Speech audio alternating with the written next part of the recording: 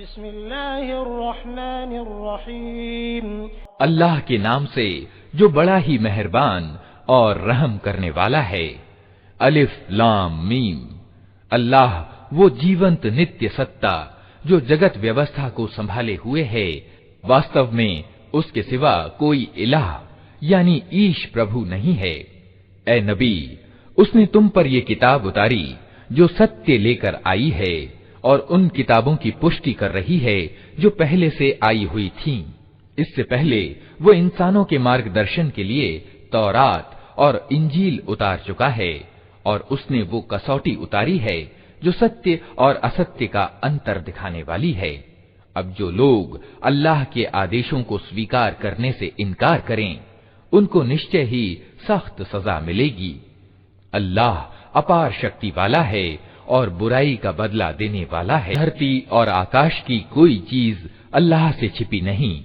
वही तो है जो तुम्हारी माओं के पेट में तुम्हारे रूप जैसा चाहता है बनाता है। उस जबरदस्त गहरी समझ वाले के सिवा कोई और रब नहीं है। ए नबी, वही रब है जिसने ये किताब तुम पर उतारी है। इस किताब में दो प्रकार की आयतें हैं, एक अटल जो किताब का मूल आधार हैं, और दूसरी उपलक्षित।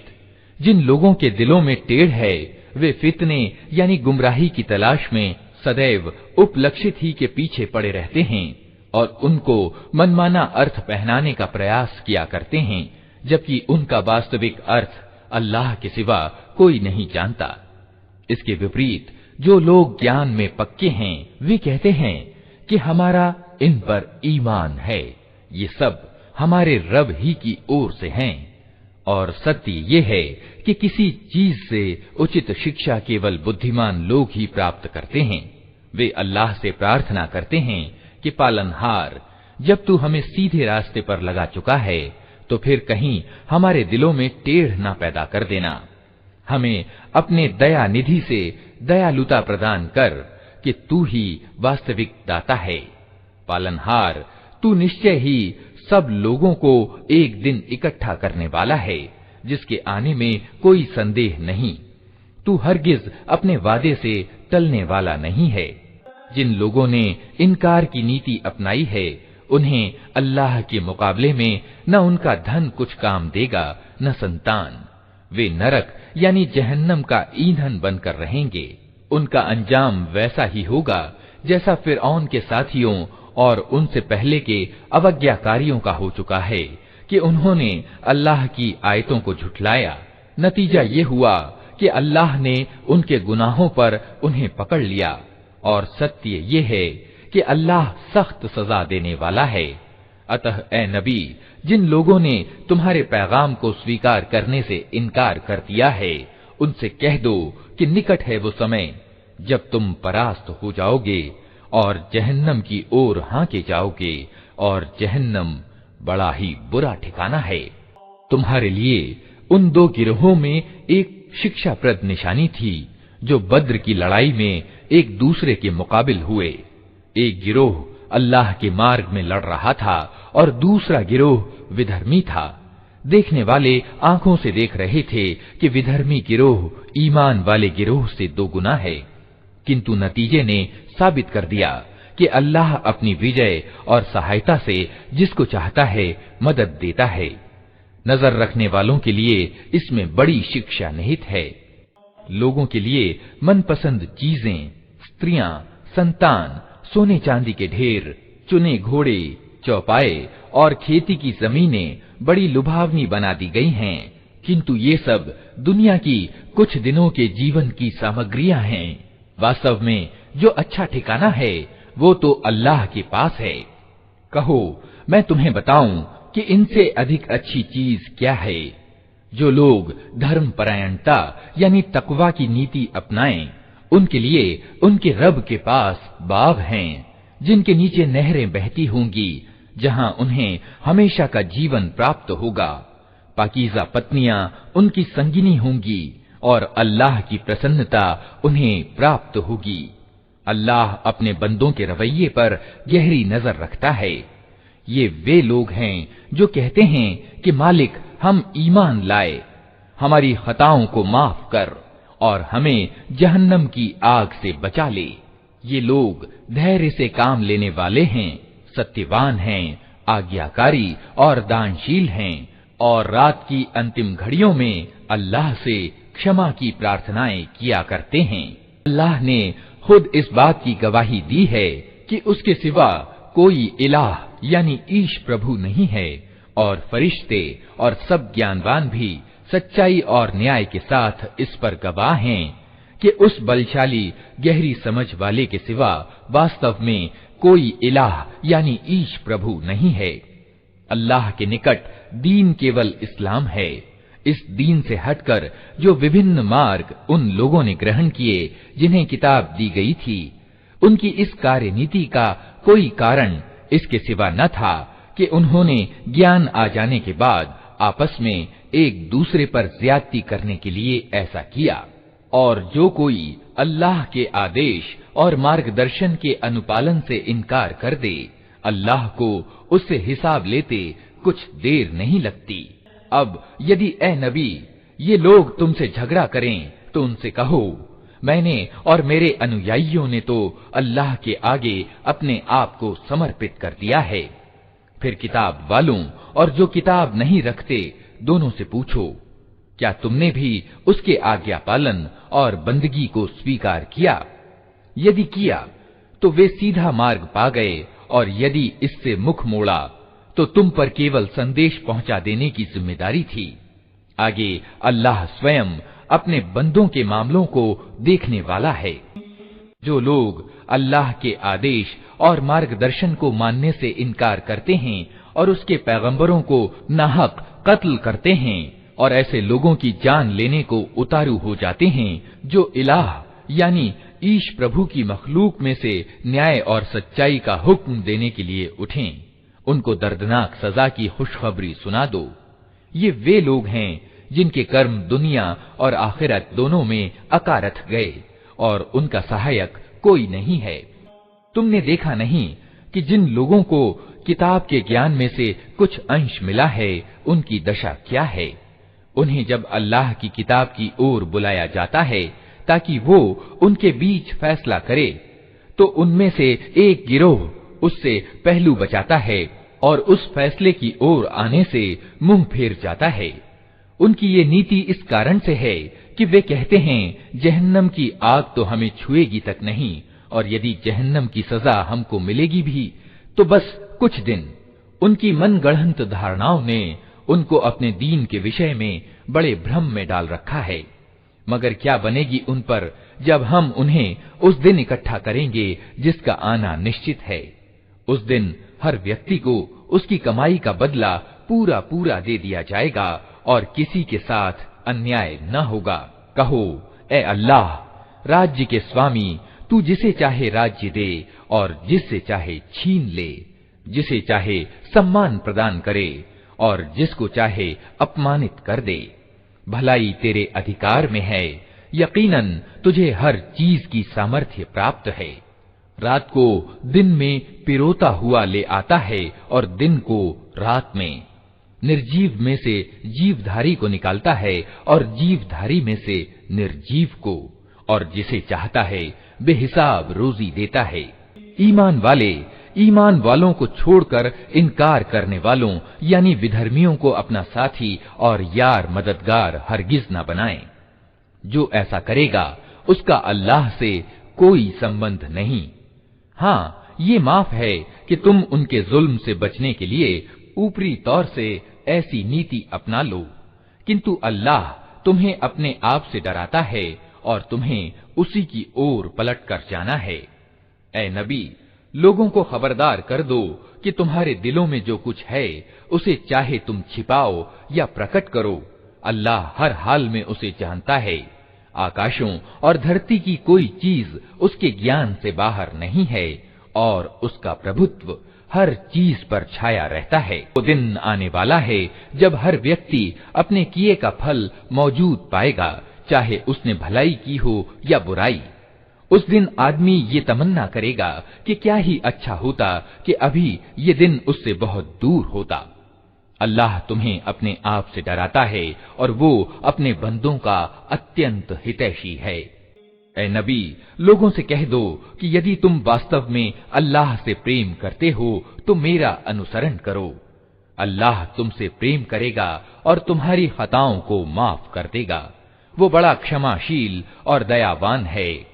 उनसे कहो कि अल्लाह और रसूल का आज्ञा पालन करो। फिर यदि वे तुम्हारी ये बात न माने तो निश्चय ही ये संभव नहीं है कि अल्लाह ऐसे लोगों से प्रेम करे जो उसके और उसके रसूल के आज्ञा पालन से इनकार करते हों।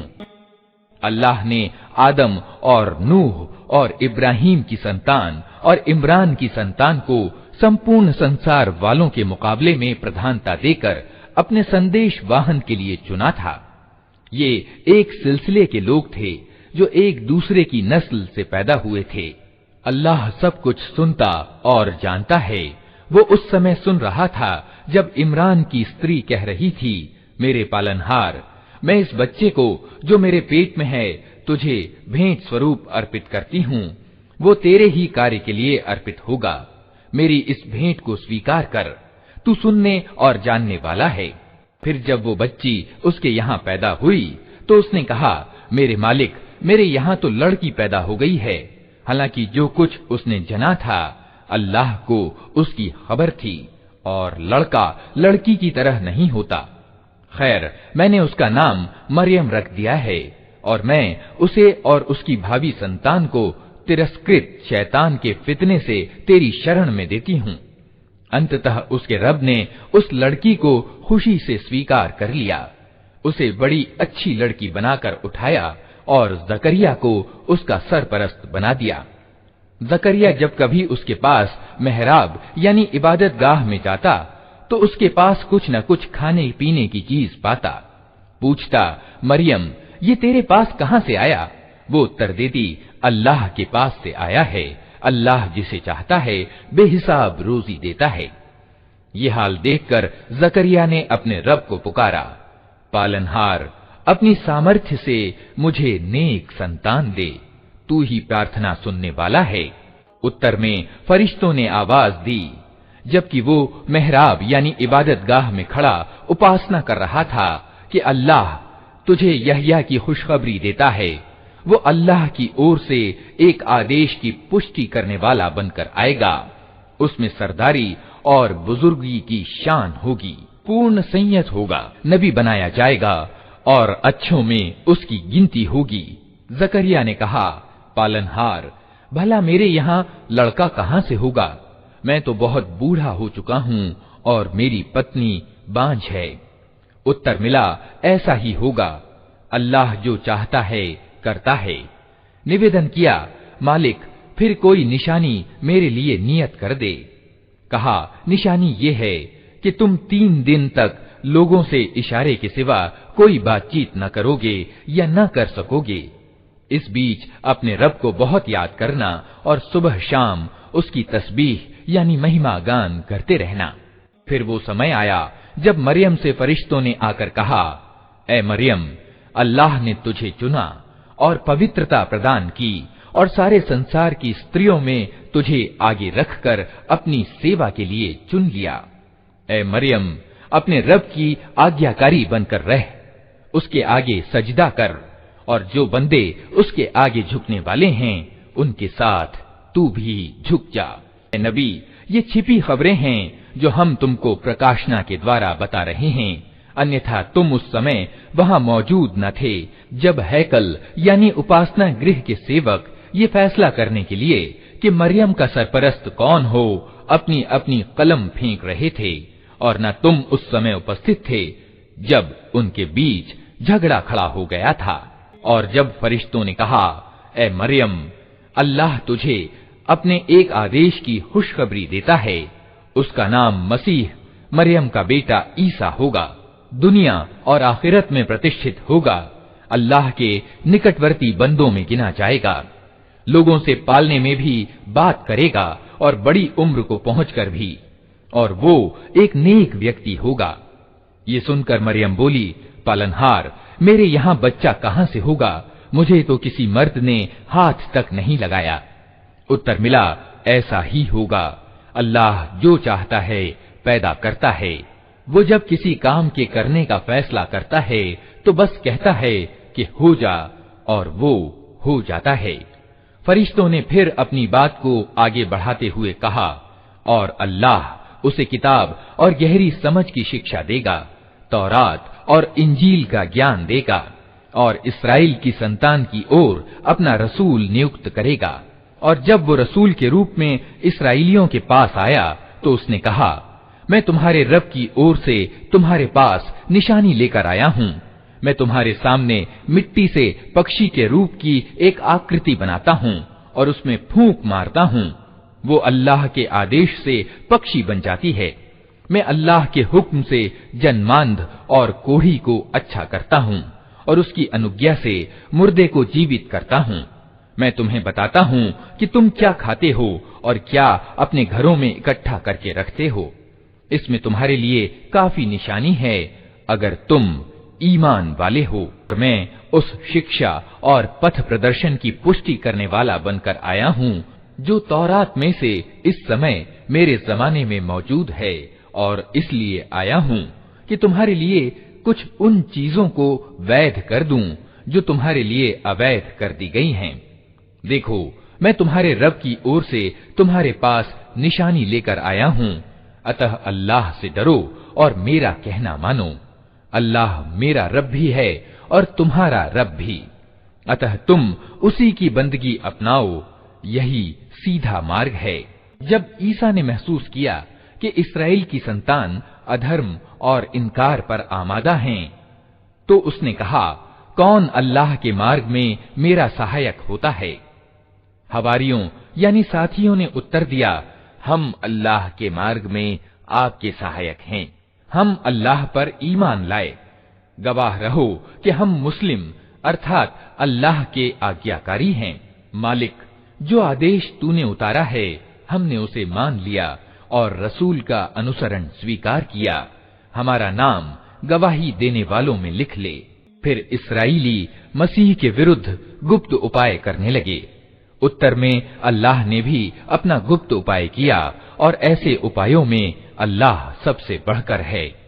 वो अल्लाह का छिपा उपाय ही था जब उसने कहा कि ए ईसा, अब मैं तुझे वापस ले लूंगा और तुझको अपनी ओर उठा लूंगा, और जिन्होंने तेरा इनकार किया है उनसे अर्थात उनकी संगत से और उनके गंदे वातावरण में उनके साथ रहने से तुझे पाक कर दूंगा, और तेरे अनुयायियों को क़यामत तक उन लोगों के ऊपर रखूंगा जिन्होंने तेरा इनकार किया है।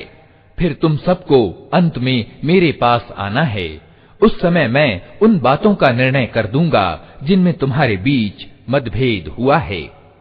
जिन लोगों ने अधर्म और इनकार की नीति अपनाई है उन्हें दुनिया और आखिरत दोनों में सख्त सजा दूंगा, और वे कोई सहायक न पाएंगे। और जो ईमान लाए और जिन्होंने अच्छे कर्म की नीति अपनाई है उन्हें उनका बदला पूरा पूरा दे दिया जाएगा। और खूब जान लें कि जालिमों से अल्लाह हरगिज प्रेम नहीं करता। ए नबी, ये आयतें और तत्व ज्ञान से भरे हुए वर्णन हैं जो हम तुम्हें सुना रहे हैं। अल्लाह के नजदीक ईसा की मिसाल आदम जैसी है कि अल्लाह ने उसे मिट्टी से पैदा किया और आदेश दिया कि हो जा, और वो हो गया। ये मूल तथ्य है जो तुम्हारे रब की ओर से बताया जा रहा है, और तुम उन लोगों में सम्मिलित न हो जो इसमें संदेह करते हैं। ये ज्ञान आ जाने के बाद अब जो कोई इस विषय में तुमसे झगड़ा करे तो ए नबी उससे कहो कि आओ हम और तुम स्वयं भी आ जाएं और अपने अपने बाल बच्चों को भी ले आएं, और अल्लाह से प्रार्थना करें कि जो झूठा हो उस पर अल्लाह की लानत हो। ये बिल्कुल सत्य घटनाएं हैं, और सत्य ये है कि अल्लाह के सिवा कोई और रब नहीं है, और वो अल्लाह ही की सत्ता है जिसकी शक्ति सबसे बढ़कर है और जिसकी तत्वदर्शिता सारे विश्व में क्रियाशील है। अतः यदि ये लोग इस शर्त पर मुकाबले में आने से मुंह मोड़ें तो इनका फसादी होना स्पष्ट हो जाएगा, और अल्लाह तो फसादियों के हाल से परिचित ही है। ए नबी, कहो ए किताब वालो, आओ एक ऐसी बात की ओर जो हमारे और तुम्हारे बीच समान है, ये कि हम अल्लाह के सिवा किसी की बंदगी न करें, उसके साथ किसी को साझी न ठहराएं, और हम में से कोई अल्लाह के सिवा किसी को अपना रब न बना ले। इस दावत को स्वीकार करने से अगर वे मुंह मोड़ें तो साफ कह दो कि गवाह रहो, हम तो मुस्लिम यानी केवल अल्लाह की बंदगी और आज्ञा पालन करने वाले हैं। ऐ किताब वालो, तुम इब्राहीम के दीन के बारे में क्यों झगड़ा करते हो? तौरात और इंजील तो इब्राहीम के बाद ही उतरी हैं। फिर क्या तुम इतनी बात भी नहीं समझते? तुम लोग जिन चीजों का ज्ञान रखते हो उनमें तो अच्छी तरह वाद विवाद कर चुके, अब उन मामलों में क्यों वाद विवाद करने चले हो जिनका तुम्हारे पास कुछ भी ज्ञान नहीं? अल्लाह जानता है, तुम नहीं जानते।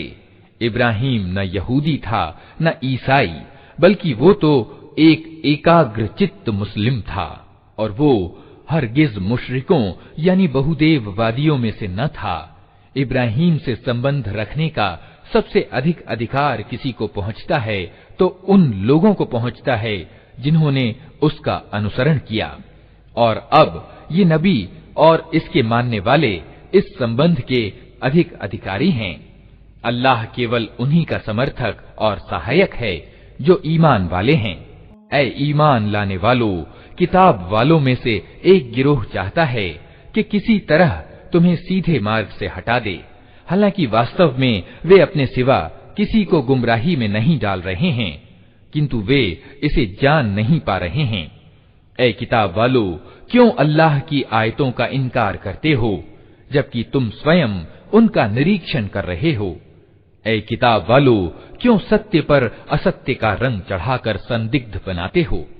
क्यों जानते बूझते सत्य को छिपाते हो? किताब वालों में से एक गिरोह कहता है कि इस नबी के मानने वालों पर जो कुछ उतरा है उस पर सुबह को ईमान लाओ और शाम को उससे इनकार कर दो। शायद इस उपाय से ये लोग अपने ईमान से फिर जाएं। ये लोग आपस में कहते हैं कि अपने धर्म वालों के सिवा किसी की बात न मानो। ए नबी, उनसे कह दो कि वास्तव में मार्गदर्शन तो अल्लाह ही का मार्गदर्शन है, और ये उसी की देन है कि किसी को वही कुछ दे दिया जाए जो कभी तुमको दिया गया था, या ये कि दूसरों को तुम्हारे रब की सेवा में पेश करने के लिए तुम्हारे विरुद्ध ठोस प्रमाण मिल जाए। ए नबी, इनसे कहो कि श्रेष्ठता और बड़ाई अल्लाह के हाथ में है, जिसे चाहे प्रदान करे। वो व्यापक दृष्टि वाला है और सब कुछ जानता है। अपनी दयालुता के लिए जिसको चाहता है खास कर लेता है, और उसकी उदारता एवं अनुकंपा बहुत बड़ी है। किताब वालों में कोई तो ऐसा है कि अगर तुम उसके भरोसे पर माल और दौलत का एक ढेर भी दे दो तो वो तुम्हारा माल तुम्हें अदा कर देगा, और किसी का हाल ये है कि अगर तुम एक दीनार के मामले में भी उस पर भरोसा करो तो वो अदा न करेगा। ये और बात है कि तुम उसके सिर पर सवार हो जाओ। उनकी इस नैतिक दशा का कारण ये है कि वे कहते हैं, उम्मियों यानी गैर यहूदी लोगों के मामले में हमारी कोई पकड़ नहीं होने की है, और ये बात वे निरा झूठ घड़कर अल्लाह से जोड़ते हैं, हालांकि उन्हें मालूम है कि अल्लाह ने ऐसी कोई बात नहीं कही है। आखिर क्यों उनसे पूछ न होगी? जो भी अपनी प्रतिज्ञा को पूरा करेगा और बुराई से बचकर रहेगा वो अल्लाह का प्रिय बनेगा, क्योंकि परहेजगार लोग अल्लाह को पसंद हैं। रहे वे लोग जो अल्लाह की प्रतिज्ञा और अपनी कस्मों को थोड़े मूल्य पर बेच डालते हैं तो उनके लिए परलोक में कोई हिस्सा नहीं। अल्लाह क़यामत के दिन न उनसे बात करेगा, न उनकी ओर देखेगा और न उन्हें पाक करेगा, बल्कि उनके लिए तो बड़ी दर्दनाक सजा है। उनमें कुछ लोग ऐसे हैं जो किताब पढ़ते हुए इस प्रकार जबान का उलटफेर करते हैं कि तुम समझो जो कुछ वे पढ़ रहे हैं वो किताब ही का अंश है, जबकि वो किताब का अंश नहीं होता।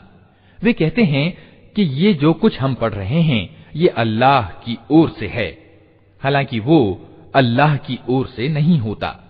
वे जानबूझकर झूठ बात अल्लाह से जोड़ देते हैं। किसी इंसान का ये काम नहीं कि अल्लाह तो उसको किताब और निर्णय शक्ति और पैगंबरी प्रदान करे और वो लोगों से कहे कि अल्लाह को छोड़कर तुम मेरे बंदे बन जाओ।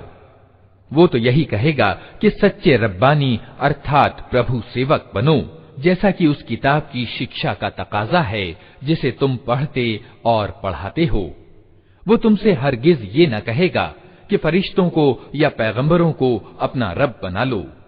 क्या ये संभव है कि एक नबी तुम्हें कुफ्र यानी अधर्म और इनकार का आदेश दे जबकि तुम मुस्लिम यानी आज्ञाकारी हो?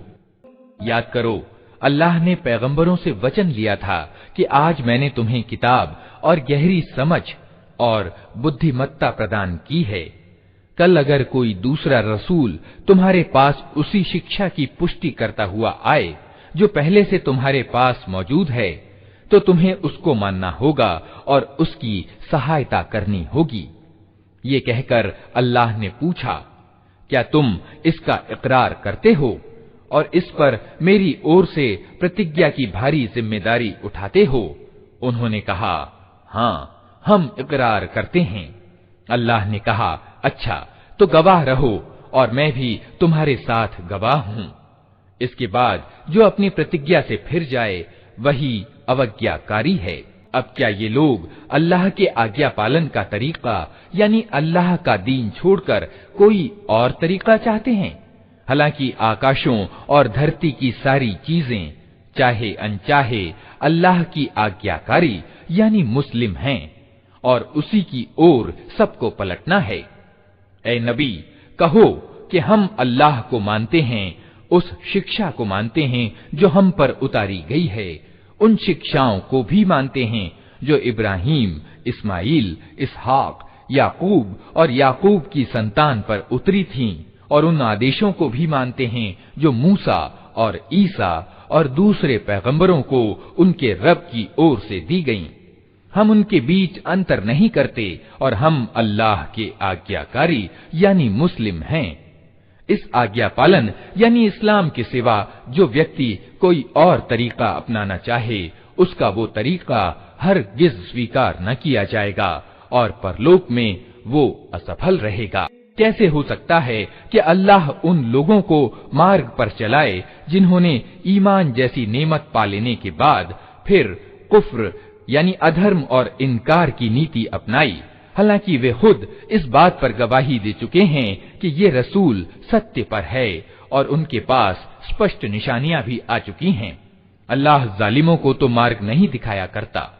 उनके अत्याचार का उचित बदला यही है कि उन पर अल्लाह और फरिश्तों और सारे इंसानों की फिटकार है। इसी दशा में वे सदैव रहेंगे, न उनकी सजा में कमी होगी और न उन्हें मोहलत दी जाएगी। हाँ, वे लोग बच जाएंगे जो इसके बाद तौबा करके अपनी नीति में सुधार लाएं। अल्लाह क्षमाशील और दया करने वाला है। किंतु जिन लोगों ने ईमान लाने के बाद कुफ्र यानी इनकार इख्तियार किया, फिर अपने कुफ्र में बढ़ते चले गए, उनकी तौबा हरगिज स्वीकार न की जाएगी। ऐसे लोग तो पक्के गुमराह हैं। विश्वास रखो, जिन लोगों ने कुफ्र किया और कुफ्र ही की दशा में मरे, उनमें से कोई अगर अपने आप को सजा से बचाने के लिए धरती भरकर भी सोना बदले में दे तो उसे स्वीकार न किया जाएगा। ऐसे लोगों के लिए दर्दनाक सजा तैयार है और वे अपना कोई सहायक न पाएंगे। तुम नेकी को पहुंच नहीं सकते जब तक कि अपनी वे चीजें अल्लाह के मार्ग में खर्च न करो जो तुम्हें प्रिय हैं, और जो कुछ तुम खर्च करोगे अल्लाह उससे बेखबर न होगा। खाने की ये सारी चीजें जो मोहम्मद के धर्म विधान में हलाल हैं, इसराइलियों के लिए भी हलाल यानी वैध थीं। अलबत्ता कुछ चीजें ऐसी थीं जिन्हें तौरात के उतारे जाने से पहले इसराइल हजरत याकूब अलैहिस्सलाम ने स्वयं अपने लिए हराम यानी अवैध कर लिया था। उनसे कहो, अगर तुम अपनी आपत्ति में सच्चे हो तो लाओ तौरात और प्रस्तुत करो उसका कोई अंश। इसके बाद भी जो लोग अपनी झूठी घड़ी हुई बातें अल्लाह से जोड़ते रहें, वही वास्तव में अत्याचारी हैं। कहो, अल्लाह ने जो कुछ कहा है सच कहा है। तुमको एकाग्र चित्त होकर इब्राहीम के तरीके का अनुपालन करना चाहिए, और इब्राहीम मुशरिकों यानी बहुदेववादियों में से न था। निस्संदेह सबसे पहला उपासना गृह यानी इबादत गाह जो इंसानों के लिए निर्मित हुआ, वो वही है जो मक्का में स्थित है। उसको भलाई और बरकत दी गई थी और सारे संसार वालों के लिए मार्गदर्शन केंद्र बनाया गया था। उसमें खुली निशानियां हैं।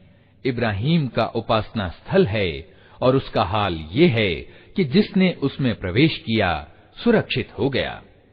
लोगों पर अल्लाह का ये हक है कि जिसको इस घर तक पहुंचने की सामर्थ्य प्राप्त हो वो इसका हज करे, और जो कोई इस आदेश के अनुपालन से इनकार करे तो उसे मालूम हो जाना चाहिए कि अल्लाह संसार के सारे लोगों से बेपरवाह है। कहो, ए किताब वालो, तुम क्यों अल्लाह की बातें मानने से इनकार करते हो? जो कुछ तुम कर रहे हो अल्लाह सब देख रहा है। कहो, ए किताब वालो, ये तुम्हारी क्या नीति है कि जो अल्लाह की बात मानता है उसे भी तुम अल्लाह के मार्ग से रोकते हो और चाहते हो कि वो टेढ़ी राह चले, जबकि तुम स्वयं उसके सीधे मार्ग पर होने के गवाह हो। तुम्हारी करतूतों से अल्लाह बेखबर नहीं है। ए ईमान लाने वालों, अगर तुमने इन किताब वालों में से एक गिरोह की बात मानी तो ये तुम्हें ईमान से फिर इनकार की ओर फेर ले जाएंगे। तुम्हारे लिए अधर्म की ओर जाने का अब क्या अवसर बाकी है, जबकि तुमको अल्लाह की आयतें सुनाई जा रही हैं और तुम्हारे बीच उसका रसूल मौजूद है। जो अल्लाह का दामन मजबूती के साथ थामेगा वो अवश्य ही सीधा मार्ग पालेगा।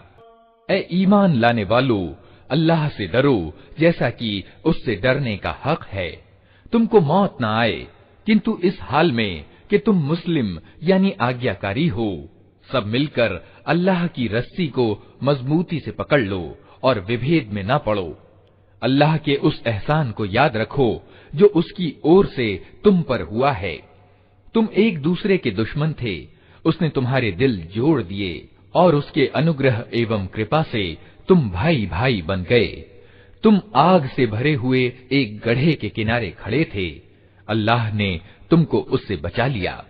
इस प्रकार अल्लाह अपनी निशानियां तुम्हारे सामने स्पष्ट करता है, शायद कि इन लक्षणों से तुम्हें अपने कल्याण का सीधा मार्ग दिखाई दे जाए। तुम में कुछ लोग तो ऐसे अवश्य ही रहने चाहिए जो नेकी की ओर बुलाएं, भलाई का आदेश दें और बुराइयों से रोकते रहें। जो लोग ये काम करेंगे वही सफल होंगे। कहीं तुम उन लोगों की तरह न हो जाना जो गिरोहों में बंट गए और खुले खुले स्पष्ट मार्गदर्शन पाने के बाद फिर विभेदों में पड़ गए। जिन्होंने ये नीति अपनाई वे उस दिन सख्त सजा पाएंगे, जबकि कुछ लोग उज्जवल चेहरे वाले होंगे और कुछ लोगों का मुंह काला होगा। जिनका मुंह काला होगा उनसे कहा जाएगा कि ईमान की नेमत पाने के बाद भी तुमने अधर्म की नीति अपनाई। अच्छा, तो अब इस अकृतज्ञता के बदले में यातना यानी अजाब का मजा चखो। रहे वे लोग जिनके चेहरे उज्जवल होंगे तो उनको अल्लाह की दयालुता की छाया में जगह मिलेगी और हमेशा वे इसी दशा में रहेंगे। ये अल्लाह के कथन हैं जो हम तुम्हें ठीक ठीक सुना रहे हैं, क्योंकि अल्लाह संसार वालों पर जुल्म करने का कोई इरादा नहीं रखता। धरती और आकाश की सारी चीजों का मालिक अल्लाह है और सारे मामले अल्लाह ही के सामने पेश होते हैं। अब संसार में वो उत्तम गिरोह तुम हो जिसे इंसानों के मार्गदर्शन और सुधार के लिए मैदान में लाया गया है। तुम नेकी का आदेश देते हो, बुराई से रोकते हो और अल्लाह पर ईमान रखते हो। ये किताब वाले ईमान लाते तो इन्हीं के हक में अच्छा था। यद्यपि इनमें कुछ लोग ईमान वाले भी पाए जाते हैं, किंतु इनके अधिकतर व्यक्ति अवज्ञाकारी हैं। ये तुम्हारा कुछ बिगाड़ नहीं सकते, ज्यादा से ज्यादा बस कुछ सता सकते हैं। अगर ये तुमसे लड़ें तो मुकाबले में पीठ दिखाएंगे, फिर ऐसे विवश होंगे कि कहीं से इनको मदद न मिलेगी। ये जहां भी पाए गए इन पर अपमान की मार ही पड़ी। कहीं अल्लाह के जिम्मे या इंसानों के जिम्मे में शरण मिल गई तो ये और बात है। ये अल्लाह के प्रकोप में घिर चुके हैं, इन पर मुहताजी और पराजय थोप दिया गया है। और ये सब कुछ इस कारण से हुआ है कि ये अल्लाह की आयतों का इनकार करते रहे और इन्होंने पैगंबरों की अकारण हत्या की। ये इनकी अवज्ञाओं और ज्यादतियों का अंजाम है। किंतु सभी किताब वाले समान नहीं हैं।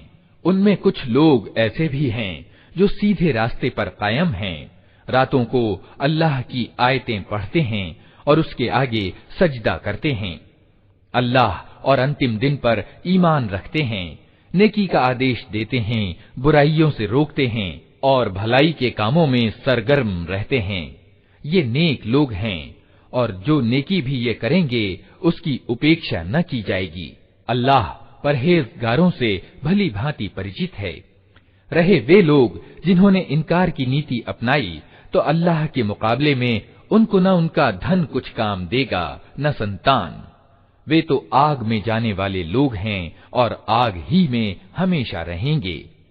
जो कुछ वे अपने इस सांसारिक जीवन में खर्च करते रहे हैं उसकी मिसाल उस हवा जैसी है जिसमें पाला हो और वो उन लोगों की खेती पर चले जिन्होंने अपने ऊपर स्वयं अत्याचार किया है और उसे तबाह करके रख दे। अल्लाह ने उन पर अत्याचार नहीं किया, वास्तव में ये स्वयं अपने ऊपर अत्याचार कर रहे हैं। ऐ लोगों जो ईमान लाए हो, अपने दल के लोगों के सिवा दूसरों को अपना भेदी न बनाओ। वे तुम्हारी खराबी के किसी अवसर से लाभ उठाने से नहीं चूकते। तुम्हें जिस चीज से हानि पहुंचे वही उनको प्रिय है।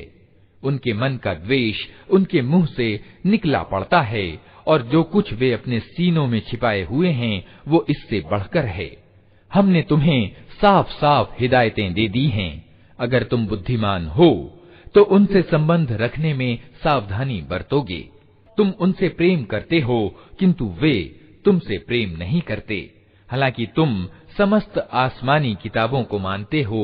जब वे तुमसे मिलते हैं तो कहते हैं कि हमने भी तुम्हारे रसूल और तुम्हारी किताब को मान लिया है, किंतु जब अलग होते हैं तो तुम्हारे विरुद्ध उनके क्रोध एवं प्रकोप का ये हाल होता है कि अपनी उंगलियां चबाने लगते हैं।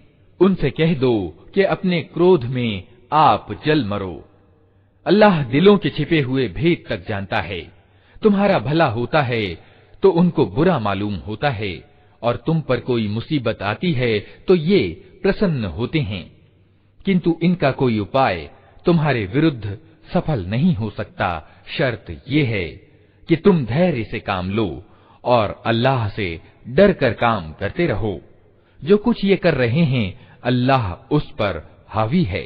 ऐ पैगंबर, मुसलमानों के सामने उस अवसर की चर्चा करो जब तुम सुबह सवेरे अपने घर से निकले थे और उहूद के मैदान में मुसलमानों को जंग के लिए जगह जगह नियुक्त कर रहे थे। अल्लाह सारी बातें सुनता है और वो बहुत ही खबर रखने वाला है। याद करो जब तुम में से दो गिरोह कायरता दिखाने पर आमादा हो गए थे, हालांकि अल्लाह उनकी मदद पर मौजूद था और ईमान लाने वालों को अल्लाह ही पर भरोसा रखना चाहिए। आखिर इससे पहले बद्र की लड़ाई में अल्लाह तुम्हारी मदद कर चुका था, हालांकि उस समय तुम बहुत कमजोर थे। अतः तुमको चाहिए कि अल्लाह की नाशुक्री से बचो। उम्मीद है कि अब तुम शुक्रगुजार बनोगे। ऐ नबी, याद करो जब तुम ईमान वालों से कह रहे थे, क्या तुम्हारे लिए ये बात काफी नहीं कि अल्लाह 3000 फरिश्ते उतार कर तुम्हारी सहायता करे। निस्संदेह अगर तुम धैर्य से काम लो और अल्लाह से डरते हुए काम करो तो जिस क्षण तुम्हारे शत्रु तुम्हारे ऊपर चढ़कर आएंगे उसी क्षण तुम्हारा रब 3000 नहीं 5000 निशान वाले फरिश्तों से तुम्हारी सहायता करेगा। ये बात अल्लाह ने तुम्हें इसलिए बता दी है कि तुम प्रसन्न हो जाओ और तुम्हारे दिल संतुष्ट हो जाएं। विजय और सहायता जो कुछ भी है अल्लाह की ओर से है, जो बड़ी शक्ति वाला और सूझबूझ वाला है। और ये सहायता वो तुम्हारी इसलिए करेगा ताकि कुफ्र की राह पर चलने वालों की एक भुजा काट दे या उनको ऐसी अपमानजनक पराजय दे कि वे असफलता के साथ परास्त हो जाएं। ए पैगंबर, निर्णय के अधिकारों में तुम्हारा कोई हिस्सा नहीं। अल्लाह को अधिकार है चाहे उन्हें माफ करे चाहे सजा दे, क्योंकि वे अत्याचारी हैं। धरती और आकाशों में जो कुछ है उसका मालिक अल्लाह है, जिसको चाहे माफ कर दे और जिसको चाहे यातना दे। वो क्षमाशील और दयावान है। ए ईमान लाने वालों, ये बढ़ता और चढ़ता ब्याज खाना छोड़ दो और अल्लाह से डरो। आशा है कि सफल होगे। उस आग से बचो जो अधर्मियों के लिए जुटाई गई है। अल्लाह और रसूल का आदेश मानो। आशा है कि तुम पर दया की जाएगी। दौड़कर चलो उस मार्ग पर जो तुम्हारे रब की बख्शिश यानी क्षमादान और उस जन्नत की ओर जाता है जिसका विस्तार धरती और आकाशों जैसा है, और वो ईश्वर से उन डरने वाले लोगों के लिए तैयार की गई है जो प्रत्येक दशा में अपने माल खर्च करते हैं, चाहे बुरे हाल में हो या अच्छे हाल में, जो गुस्से को पी जाते हैं और दूसरों के कसूर को माफ कर देते हैं। ऐसे नेक लोग अल्लाह को बहुत प्रिय हैं। और जिनका हाल ये है कि यदि कभी कोई अश्लील कार्य उनसे हो जाता है या किसी गुनाह में पड़कर वे अपने ऊपर जुल्म कर बैठते हैं, तो तत्काल अल्लाह उन्हें याद आ जाता है और उससे वे अपने कसूरों की क्षमा चाहते हैं, क्योंकि अल्लाह के सिवा और कौन है जो गुनाह माफ कर सकता हो। और वे कभी जानते बूझते अपने किए पर आग्रह नहीं करते। ऐसे लोगों का बदला उनके रब के पास ये है कि वो उनको माफ कर देगा और ऐसे बागों में उन्हें दाखिल करेगा जिनके नीचे नहरें बहती होंगी और वहां वे हमेशा रहेंगे। कैसा अच्छा बदला है अच्छे कर्म करने वालों के लिए। तुमसे पहले बहुत से युग बीत चुके हैं। धरती में चल फिर कर देख लो कि उन लोगों का क्या अंजाम हुआ जिन्होंने अल्लाह के आदेशों को झुठलाया। ये लोगों के लिए एक स्पष्ट और खुली चेतावनी है, और जो अल्लाह से डरते हों उनके लिए मार्गदर्शन और उपदेश। हताश न हो, दुखी न हो, तुम ही छा कर रहोगे अगर तुम ईमान वाले हो। इस समय अगर तुम्हें चोट लगी है तो इससे पहले ऐसी ही चोट तुम्हारे विरोधी वर्ग को भी लग चुकी है। ये तो समय के उतार चढ़ाव हैं जिन्हें हम लोगों के बीच गर्दिश देते रहते हैं। तुम पर यह समय इसलिए लाया गया कि अल्लाह देखना चाहता था कि तुम में सच्चे ईमान वाले कौन हैं, और उन लोगों को छांट लेना चाहता था जो वास्तव में सच्चाई के गवाह हों, क्योंकि अत्याचारी अल्लाह को प्रिय नहीं। और वो इस परीक्षा के द्वारा ईमान वालों को अलग छांटकर इनकार करने वालों का दमन कर देना चाहता था। क्या तुमने ये समझ रखा है कि यूं जन्नत में चले जाओगे, हालांकि अभी अल्लाह ने ये तो देखा ही नहीं कि तुम में कौन वे लोग हैं जो उसके मार्ग में जाने लड़ाने वाले और उसके लिए धैर्य से काम लेने वाले हैं। तुम तो मौत की तमन्नाएं कर रहे थे, मगर ये उस समय की बात थी जब मौत सामने न आई थी। लो, अब वो तुम्हारे सामने आ गई और तुमने उसे आंखों से देख लिया। मोहम्मद इसके सिवा कुछ नहीं कि बस एक रसूल हैं।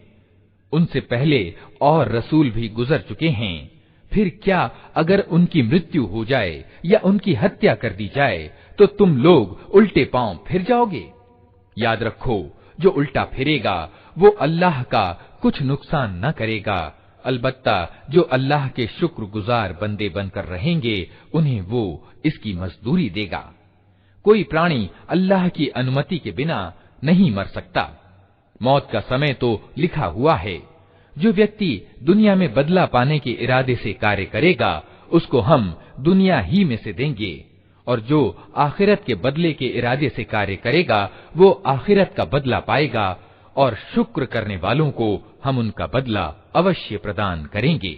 इससे पहले कितने ही नबी ऐसे हुए हैं जिनके साथ मिलकर बहुत से खुदा परस्तों ने युद्ध किया।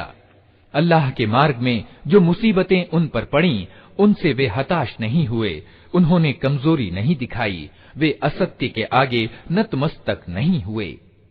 ऐसे ही धैर्यवानों को अल्लाह पसंद करता है। उनकी प्रार्थना बस ये थी कि ऐ हमारे रब, हमारी गलतियों और कोताहियों को क्षमा कर, हमारे कार्य में तेरी सीमाओं से जो ज्यादती हो गई हो उसे क्षमा कर दे, हमारे कदम जमा दे और अधर्मियों के मुकाबले में हमारी सहायता कर। आखिरकार अल्लाह ने उनको इस दुनिया का बदला भी दिया और इससे उत्तम आखिरत का बदला भी प्रदान किया। अल्लाह को ऐसे ही सत्कर्मी पसंद हैं। ऐ लोगों जो ईमान लाए हो, अगर तुम उन लोगों के इशारों पर चलोगे जिन्होंने कुफ्र यानी इनकार का मार्ग अपनाया है, तो वे तुमको उल्टा फेर ले जाएंगे और तुम असफल हो जाओगे। उनकी बातें असत्य हैं, वास्तविकता ये है कि अल्लाह तुम्हारा समर्थक और सहायक है और वो सबसे अच्छा सहायक है। जल्द ही वो समय आने वाला है जब हम सत्य का इनकार करने वालों के दिलों में धाक बिठा देंगे, इसलिए कि उन्होंने अल्लाह के साथ उनको खुदाई में साझी ठहराया है, जिनके साझी होने पर अल्लाह ने कोई सनद यानी प्रमाण नहीं उतारी। उनका अंतिम ठिकाना जहन्नम है और बहुत ही बुरी है वो ठहरने की जगह जो उन अत्याचारियों को मिलेगी। अल्लाह ने समर्थन और सहायता का जो वादा तुमसे किया था वो तो उसने पूरा कर दिया। आरंभ में उसकी अनुमति से तुम ही उनको कत्ल कर रहे थे, किंतु जब तुमने कमजोरी दिखाई और अपने काम में परस्पर विभेद किया और जैसे ही वो चीज अल्लाह ने तुम्हें दिखाई जिसके मोह में तुम गिरफ्तार थे, अर्थात युद्ध क्षेत्र में प्राप्त शत्रु का माल, तुम अपने नायक के आदेश का उल्लंघन कर बैठे, इसलिए कि तुम में कुछ लोग दुनिया के इच्छुक थे और कुछ आखिरत की इच्छा रखते थे। तब अल्लाह ने तुम्हें अधर्मियों के मुकाबले में परास्त कर दिया ताकि तुम्हारी परीक्षा करे। और सत्य ये है कि अल्लाह ने फिर भी तुम्हें क्षमा ही कर दिया, क्योंकि ईमान वालों पर अल्लाह की बड़ी कृपा दृष्टि है। याद करो जब तुम भागे चले जा रहे थे, किसी की ओर पलट कर देखने तक का होश तुम्हें न था और रसूल तुम्हारे पीछे तुमको पुकार रहा था। उस समय तुम्हारी इस नीति का बदला अल्लाह ने तुम्हें ये दिया कि तुमको रंज पर रंज दिए, ताकि आगे के लिए तुम्हें ये शिक्षा मिले कि जो कुछ तुम्हारे हाथ से जाए या मुसीबत तुम पर उतरे उस पर शोकाकुल न हो। अल्लाह तुम्हारे सब कर्मों को जानता है। इस गम के बाद फिर अल्लाह ने तुम में से कुछ लोगों पर ऐसी इत्मीनान की सी हालत पैदा कर दी कि वे ऊँघने लगे, मगर एक दूसरा गिरोह जिसके लिए सारा महत्व बस अपने हित का था, अल्लाह के बारे में तरह तरह के अज्ञान पूर्ण गुमान करने लगा जो बिल्कुल सत्य के विपरीत थे। ये लोग अब कहते हैं कि इस काम के चलाने में हमारा भी कोई हिस्सा है। इनसे कहो किसी का कोई हिस्सा नहीं, इस काम के सारे अधिकार अल्लाह के हाथ में हैं। वास्तव में ये लोग अपने दिलों में जो बात छिपाए हुए हैं उसे तुम पर जाहिर नहीं करते।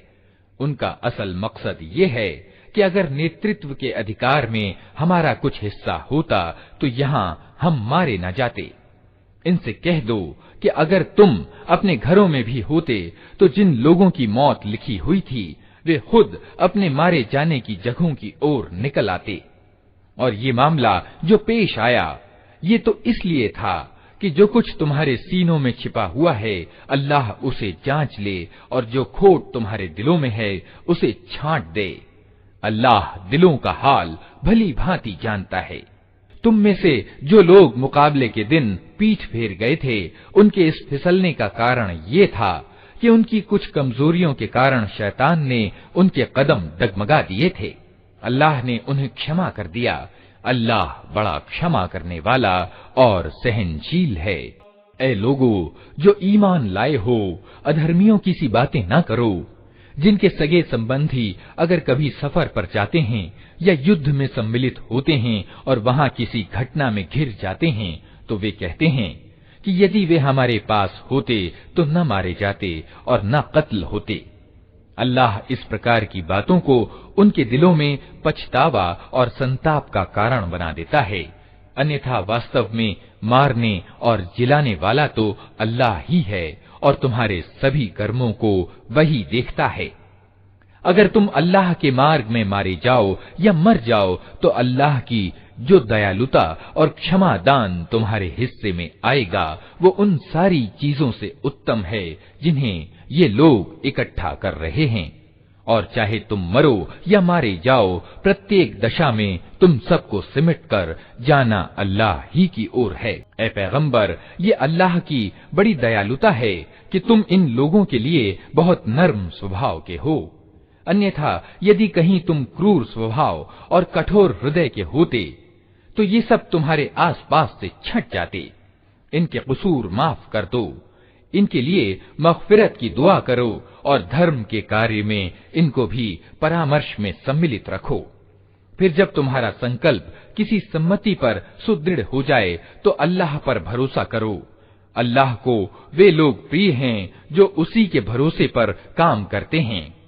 अल्लाह तुम्हारी सहायता पर हो तो कोई शक्ति तुम पर प्रभावी होने वाली नहीं, और वो तुम्हें छोड़ दे तो इसके बाद कौन है जो तुम्हारी मदद कर सकता हो। अतः जो सच्चे ईमान वाले हैं उनको अल्लाह ही पर भरोसा रखना चाहिए। किसी नबी का ये काम नहीं हो सकता कि वो खयानत कर जाए, और जो कोई खयानत करे वो अपनी खयानत सहित क़यामत के दिन हाजिर हो जाएगा। फिर प्रत्येक जीव को उसकी कमाई का पूरा पूरा बदला मिल जाएगा और किसी पर कुछ जुल्म न होगा। भला ये कैसे हो सकता है कि जो व्यक्ति हमेशा अल्लाह की इच्छा पर चलने वाला हो वो उस व्यक्ति के जैसा काम करे जो अल्लाह के प्रकोप में घिर गया हो और जिसका अंतिम ठिकाना जहन्नम हो, जो बहुत ही बुरा ठिकाना है। अल्लाह के निकट दोनों प्रकार के आदमियों में बहुत दर्जों का अंतर है और अल्लाह सबके कर्मों पर नजर रखता है। वास्तव में ईमान वालों पर तो अल्लाह ने ये बहुत बड़ा उपकार किया है कि उनके बीच खुद उन्हीं में से एक ऐसा पैगंबर उठाया जो उसकी आयतें उन्हें सुनाता है, उनके जीवन को संवारता है और उनको किताब और गहरी समझ की शिक्षा देता है। हालांकि इससे पहले यही लोग खुली गुमराहियों में पड़े हुए थे। और ये तुम्हारा क्या हाल है कि जब तुम पर मुसीबत आ पड़ी तो तुम कहने लगे ये कहां से आई, हालांकि बद्र की लड़ाई में इससे 2 गुनी मुसीबत तुम्हारे हाथों विरोधी गिरोह पर पड़ चुकी है। ए नबी, इनसे कहो ये मुसीबत तुम्हारी अपनी लाई हुई है। अल्लाह को हर चीज की सामर्थ्य प्राप्त है। जो हानि लड़ाई के दिन तुम्हें पहुंची वो अल्लाह की अनुमति से थी और इसलिए थी कि अल्लाह देख ले कि तुम में से ईमान वाले कौन हैं और मुनाफिक यानी कपटाचारी कौन। वे मुनाफिक कि जब उनसे कहा गया आओ अल्लाह के रास्ते में लड़ो या कम से कम अपने नगर की रक्षा ही करो, तो कहने लगे अगर हम जानते कि आज लड़ाई होगी तो हम अवश्य तुम्हारे साथ चलते। ये बात जब वे कह रहे थे उस समय वे ईमान की अपेक्षा अधर्म के अधिक निकट थे। वे अपने मुंह से वे बातें कहते हैं जो उनके दिलों में नहीं होती, और जो कुछ वे दिलों में छिपाते हैं अल्लाह उसे खूब जानता है। ये वही लोग हैं जो खुद तो बैठे रहे और उनके जो भाई बंधु लड़ने गए और मारे गए उनके बारे में उन्होंने कह दिया कि अगर वे हमारी बात मान लेते तो न मारे जाते।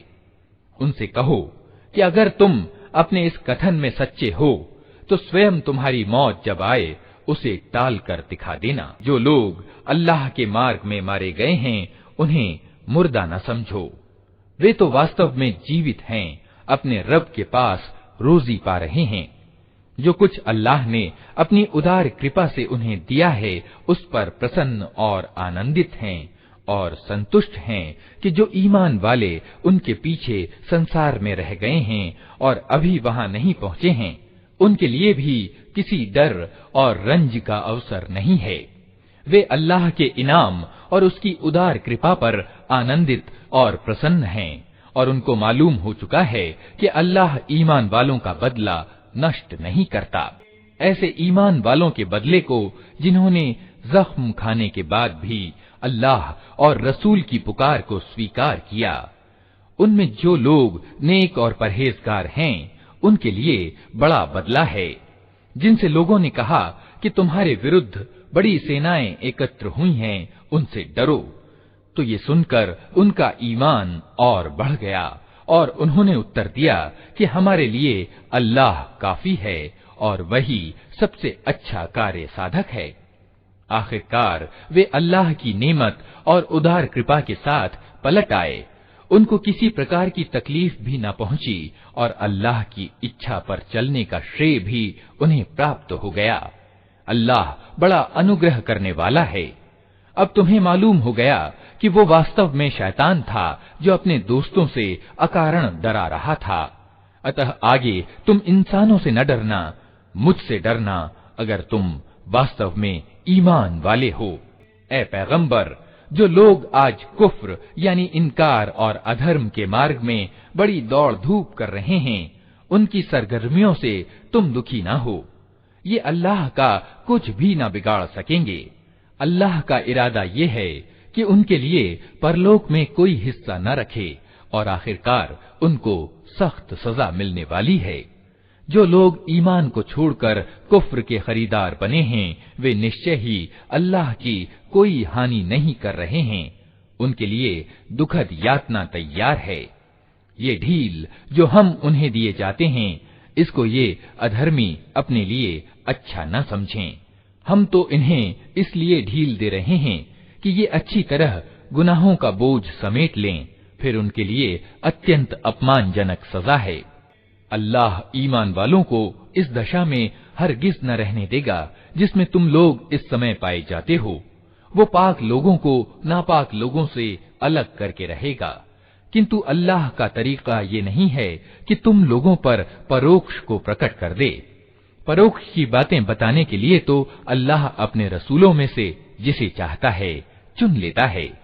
अतः परोक्ष की बातों के बारे में अल्लाह और उसके रसूलों पर ईमान रखो। यदि तुम ईमान और परहेजगारी की नीति अपनाओगे तो तुमको बड़ा प्रतिदान मिलेगा। जिन लोगों को अल्लाह ने अपनी उदार अनुकंपा से दिया है और फिर वे कंजूसी से काम लेते हैं, वे ये ना समझें कि ये कंजूसी उनके लिए अच्छी है। नहीं, ये उनके लिए बहुत ही बुरी है। जो कुछ वे अपनी कंजूसी से इकट्ठा कर रहे हैं, वही क़यामत के दिन उनके गले का तौक बन जाएगा। धरती और आकाशों की मीरास अल्लाह ही के लिए है और तुम जो कुछ करते हो अल्लाह उसे जानता है। अल्लाह ने उन लोगों की बात सुनी जो कहते हैं कि अल्लाह निर्धन है और हम धनी हैं। उनकी ये बातें भी हम लिख लेंगे और इससे पहले जो वे पैगंबरों की अकारण हत्या करते रहे हैं, वो भी उनकी कर्म पत्री में अंकित है। जब फैसले का समय आएगा, उस समय हम उनसे कहेंगे कि लो, अब नरक यातना का मजा चखो। ये तुम्हारे अपने हाथों की कमाई है। अल्लाह अपने बंदों के लिए जालिम नहीं है। जो लोग कहते हैं अल्लाह ने हमको आदेश दे रखा है कि हम किसी को रसूल स्वीकार न करें जब तक वो हमारे सामने ऐसी कुर्बानी न करे जिसे परोक्ष से आकर आग खा ले, उनसे कहो, तुम्हारे पास मुझसे पहले बहुत से रसूल आ चुके हैं जो बहुत सी स्पष्ट निशानियां लाए थे और वो निशानी भी लाए थे जिसकी बात तुम करते हो। फिर यदि ईमान लाने के लिए ये शर्त रखने में तुम सच्चे हो तो उन रसूलों की तुमने हत्या क्यों की? अब ए नबी, अगर ये लोग तुम्हें झुठलाते हैं तो बहुत से रसूल तुमसे पहले झुठलाए जा चुके हैं जो खुली खुली निशानियां और सहीफे और प्रकाशदायक किताबें लाए थे। आखिरकार प्रत्येक व्यक्ति को मरना है और तुम सब अपना पूरा पूरा बदला क़यामत के दिन पाने वाले हो। कामयाब वास्तव में वो है जो वहां जहन्नम की आग से बच जाए और जन्नत में पहुंचा दिया जाए। रहा ये संसार तो ये केवल एक बाह्य धोखे की चीज है। मुसलमानों, तुम धन और प्राण दोनों की परीक्षा में अवश्य ही डाले जाओगे और तुम किताब वालों और मुशरिकों यानी बहुदेववादियों से बहुत सी कष्टदायक बातें सुनोगे। अगर इन सब स्थितियों में तुम धैर्य और धर्म परायणता की नीति पर जमे रहो तो ये बड़े साहस का काम है। इन किताब वालों को वो वचन भी याद दिलाओ जो अल्लाह ने उनसे लिया था कि तुम्हें किताब की शिक्षाओं को लोगों में फैलाना होगा, उन्हें गुप्त रखना नहीं होगा। किंतु उन्होंने किताब को पीठ पीछे डाल दिया और थोड़े मूल्य पर उसे बेच डाला। कितना बुरा कारोबार है जो ये कर रहे हैं। तुम उन लोगों को यातना से सुरक्षित न समझो जो अपनी करतूतों पर खुश हैं और चाहते हैं कि ऐसे कामों की सराहना उन्हें प्राप्त हो जो वास्तव में उन्होंने नहीं किए हैं। निश्चय ही उनके लिए दर्दनाक सजा तैयार है। धरती और आकाश का मालिक अल्लाह है और उसकी कुदरत सब पर हावी है। धरती और आकाशों की रचना में और रात और दिन के बारी बारी से आने में उन बुद्धिमानों के लिए बहुत निशानियां हैं जो उठते बैठते और लेटते हर हाल में अल्लाह को याद करते हैं और आकाश और धरती की संरचना में सोच विचार करते हैं। वे बेख्तियार बोल उठते हैं, हमारे रब, ये सब कुछ तूने व्यर्थ और बेमकसद नहीं बनाया है।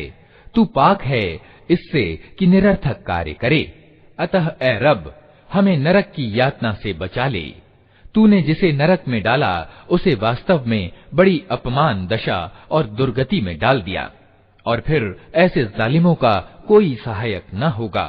हमारे मालिक, हमने एक पुकारने वाले को सुना जो ईमान की ओर बुलाता था और कहता था कि अपने रब को मानो। हमने उसका आमंत्रण स्वीकार कर लिया।